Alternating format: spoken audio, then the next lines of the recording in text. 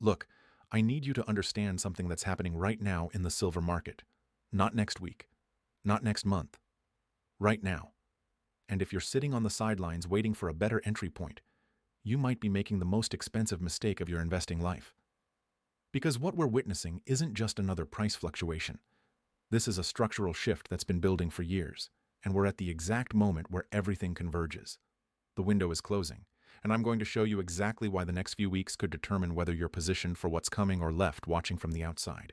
Let me start with something that should terrify anyone paying attention. The COMEX silver inventories have been bleeding out at a rate we haven't seen since the Hunt brothers tried to corner the market in 1980. We're talking about registered silver, the stuff actually available for delivery, dropping below 50 million ounces. Now, that might sound like a lot until you realize that's barely 2 days of global industrial demand. 2 days. The entire supposedly liquid silver market has less than 48 hours of supply sitting in registered vaults. But here's where it gets interesting. While those inventories drain, something else is happening that nobody's talking about. The spread between paper silver and physical silver has blown out to levels that would make any commodities trader's head spin. You can buy a silver futures contract right now for about $31 an ounce. But try to take delivery of 1,000-ounce bars? You're looking at premiums that push the real price north of $34, sometimes $35. That's a 10 to 15% disconnect between what silver trades for on paper and what it actually costs to get your hands on the metal. Think about what that means. The paper market is telling you one story. The physical market is screaming something completely different. And that gap, it's not closing, it's widening. Now, I want to take you back to a moment in history that rhymes with what's happening today. March 1968. The London gold pool had just collapsed. For years, central banks had been working together to suppress gold prices, selling from their reserves to keep the price pegged at $35 an ounce. But the demand was relentless. Industrial users, investors, foreign governments, everyone wanted physical metal. The banks kept selling paper promises, kept draining their vaults, kept insisting everything was fine until one day it wasn't. The pool collapsed, the two-tier gold market was born, and within a few years, gold went from $35 to $850, a 24x move. But here's what most people forget.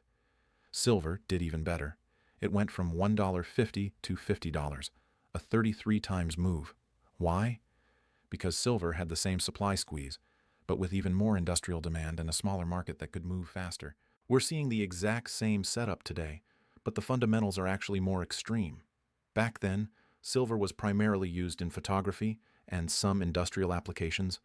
Today, solar panels alone consume over 150 million ounces annually, and that number is projected to double by 2030. Electric vehicles use twice as much silver as traditional cars. 5G infrastructure is silver-intensive. Every single trend that governments are pushing, green energy, electrification, digital infrastructure, requires massive amounts of silver. And here's the kicker. We're not finding new silver. Global mine production peaked in 2016 and has been declining ever since. The average silver mine takes 10 to 15 years from discovery to production. Even if we found a massive deposit tomorrow, it wouldn't hit the market until 2040. Meanwhile, demand is accelerating right now. Let me give you some numbers that should make this crystal clear. The Silver Institute projects a supply deficit of 215 million ounces this year. That's after deficits of 237 million ounces last year and 194 million the year before. We're talking about 3 consecutive years where the world consumed more silver than it produced by a combined total of over 600 million ounces. That's more than 10% of annual global production just vanished from available supply. Where's it going? Into solar panels that get installed on roofs and never come back. Into electronics that end up in landfills, into industrial applications where the silver is consumed, not recycled. Unlike gold, which mostly just moves from one vault to another, silver gets used up, and we're using it up faster than we're pulling it out of the ground. But the real story isn't even the supply deficit, it's who's buying and why. Because while retail investors have been cautiously dipping their toes in, the big money has been backing up the truck, and they're not doing it quietly anymore. Take a look at what happened in the silver ETFs over the last 18 months. We saw outflows for most of 2023 as retail investors got shaken out by the sideways price action. But starting in late 2023, something changed. The outflows stopped. Then they reversed. And the buying that came in wasn't retail. It was institutional large block purchases. the kind of size that moves markets. SLV, the largest silver ETF, added over 50 million ounces in the first quarter of this year alone. But here's what's fascinating. The price barely moved. Normally, when you see that kind of accumulation, prices spike. But silver just ground sideways between $28 and $32. Why? Because someone was selling paper silver on the COMEX to keep a lid on the price while they accumulated physical. It's the oldest trick in the book, and it's playing out in real time. Now, who has the resources to play both sides of that trade? Who benefits from keeping silver prices suppressed while they accumulate physical? Central banks and sovereign wealth funds. The same players who've been buying gold at record pace are quietly positioning in silver. They're just not required to report it the way they report gold purchases. But we can see the footprints. India's silver imports hit record levels last year, over 300 million ounces. That's not jewelry demand. That's investment demand. China's silver imports have been surging despite their economic slowdown. Why would they be importing record amounts of silver if their industrial sector is struggling? Because they're stockpiling. They understand what's coming. And then there's the BRICS situation. You've heard about the BRICS nations working on an alternative to the dollar. What you might not know is that several proposals for this new currency involve backing it with a basket of commodities: gold, silver, oil, rare earths. If that happens, if even a portion of global trade starts settling in a commodity-backed currency, the demand for physical silver would explode overnight. Think about the mechanics. Right now, silver trades in dollars. If you're a Chinese manufacturer buying silver, you need dollars first. But if you could settle directly in a BRICS currency backed by silver, you'd want to hold silver. Every trading nation would want to hold silver. The monetary demand alone would dwarf the current investment market. We're talking about a potential shift from silver being primarily an industrial metal, with some investment demand, to silver becoming a monetary metal with industrial demand on top. That's not a 20% move. That's not even a 100% move. That's a complete repricing of the entire market. Now, let me show you what's happening in the derivatives market, because this is where the breakout setup becomes undeniable. The commercial traders on the COMEX, the big banks and trading houses, have been net short silver for years. They sell futures contracts to hedge their physical positions and to profit from price declines. It's a standard play. But look at the latest commitment of traders report. Commercial short positions have been declining steadily for months. They're reducing their bets against silver. And when the smart money that's been short for years starts covering, that's not a minor technical signal. That's a flashing red alarm that the trend is about to reverse. At the same time, the managed money traders, the hedge funds and CTAs, are still relatively underinvested in silver. Their net long positions are well below the levels we saw during previous rallies. That means there's a massive amount of buying power sitting on the sidelines waiting for confirmation of a breakout. Once silver clears $32 and holds, those algorithms will trigger. Billions of dollars will flood into silver futures, and the price will gap higher before most people even realize what's happening. This is the setup. Declining commercial shorts, underinvested managed money, physical supply deficits, rising industrial demand, potential monetary demand from BRICS, and a paper market that's increasingly disconnected from physical reality. The breakout window is closing because once this move starts, you won't be able to get physical silver at anywhere near current prices. We've already seen this in previous squeezes. In 2011, when silver ran from $18 to $49 in less than a year, premiums on physical silver exploded. American silver eagles that normally carried a $2 premium were selling for $8 to $10 over spot. And that was when the mints were running 24/7 trying to keep up with demand. Today, the mints are already struggling. The U.S. Mint has been rationing silver eagles to dealers. The Royal Canadian Mint is running weeks behind on orders. The Perth Mint in Australia has extended delivery times. And this is happening while silver is still under $32. What happens when it breaks $35, $40, $50? You won't be able to get it, or you'll pay such massive premiums that you'll wish you'd bought at today's prices even if spot silver is higher. Because the real price, the price you actually pay for physical metal, will be far above whatever the paper market says. Let me give you a real-world example of how fast this can move. In March 2020, when COVID hit and markets crashed, silver dropped to $12 an ounce on paper, but try to buy physical silver at $12. Dealers were sold out. When they did have inventory, premiums were $8 to $10 an ounce. So the real price was $20 to $22, while paper silver said $12. The paper market was completely disconnected from reality. Now imagine that scenario. But instead of a temporary panic, it's a sustained supply squeeze combined with a monetary shift. The disconnect wouldn't last weeks. It would last months or years, and the premiums wouldn't be $8 to $10. They'd be whatever the market would bear. Quick aside here, if you're sitting on $100,000 or more in retirement accounts and you're concerned about this kind of scenario, I put together a free guide on how gold IRAs work. It covers how to get physical precious metals into your retirement account without tax penalties, and it includes silver options. It's in the description below. Worth checking out if you want to position part of your retirement savings in physical metals while you still can at reasonable prices. Anyway, back to why this window is closing right now. Because there's a technical setup happening on the charts that's absolutely critical. Silver has been consolidating in a range between $28 and $32 for months. It's tested the top of that range multiple times and gotten rejected, but each time it tests, the selling pressure is weaker. The volume on the dips is declining. The bounces are getting stronger. This is classic accumulation. Big money is absorbing all the selling, building positions, waiting for the catalyst that breaks the range. And we're right at that moment. Silver is sitting at $31.50 as I'm recording this. It's coiled like a spring. One strong push above $32 with volume, and we're off to the races. But here's what most traders miss. The breakout isn't the opportunity.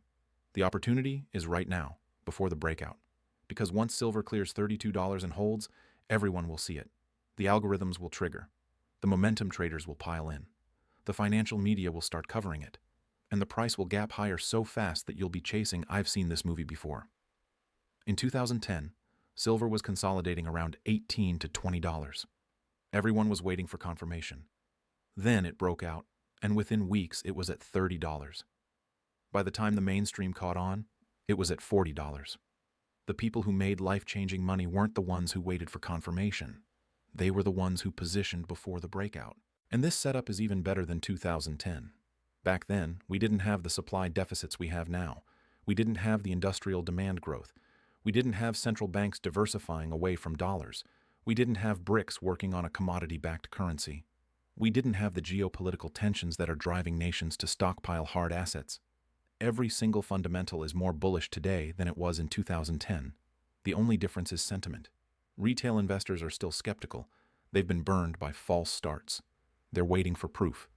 But by the time the proof is undeniable, the easy money will be gone. Let me show you what the smart money is doing. Look at the insider buying at the major silver mining companies. Executives at First Majestic, Hecla, Coeur Mining, they're buying shares of their own companies with their own money. These are people who know the industry inside and out. They see the supply situation. They see the demand growth.